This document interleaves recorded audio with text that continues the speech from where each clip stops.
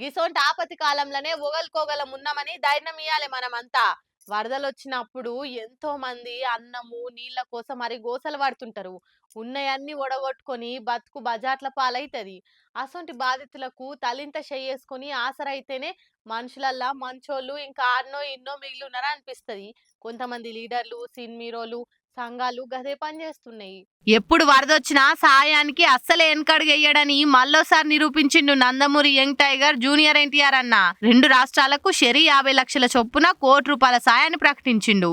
ఇక అటు ఇంకో cinema hero mass Ka Das Vishwaksen అన్న కూడా అటు ఆంధ్రాకు 5 లక్షలు, ఇటు తెలంగాణ సీఎం రిలీఫ్ ఫండ్ కు 5 లక్షలు, మొత్తం 10 లక్షలు ఇచ్చిండు. డీజేటిల్లు అలియా సిద్ధు జొన్నలగడ్డ ఇటు తెలంగాణకు 15 లక్షలు, అటు ఆంధ్రాకు 15 లక్షలు, మొత్తం 30 లక్షలు ఆదుకుండు. హాలే కాకుండా డైరెక్టర్ త్రివిక్రమ్, నిర్మాతలు రాధాకృష్ణ, నాగవంశి ముగ్గురు కలిసి ఏపీకి 25 లక్షలు, తెలంగాణకి 25 లక్షలు ఇచ్చిర్రు. ఇక అటు MLC cum journalist Teenmar Mallanna కూడా ఒక నెల జీతం 2.5 లక్షల రూపాయలను వరద బాధితులకు సాయంగా ప్రకటించిండు. ప్రభుత్వ ఉద్యోగ సంఘాలు కూడా వరద బాధితులను ఆదుకునేందుకు ముంగట్టుకొచ్చినాయి.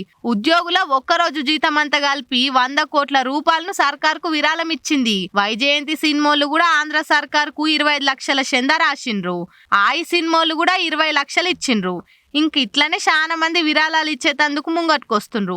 మాపటికల్లా కొంతమంది సినిమీరోలు కూడా విరాళాలు ప్రకటించొచ్చు అని అంటుర్రు. ఏదైతేంతి ఎవలో ఒకరు ఆదుకుంటేనే కదా వరద బాధితులంతా మంచిగుండేది.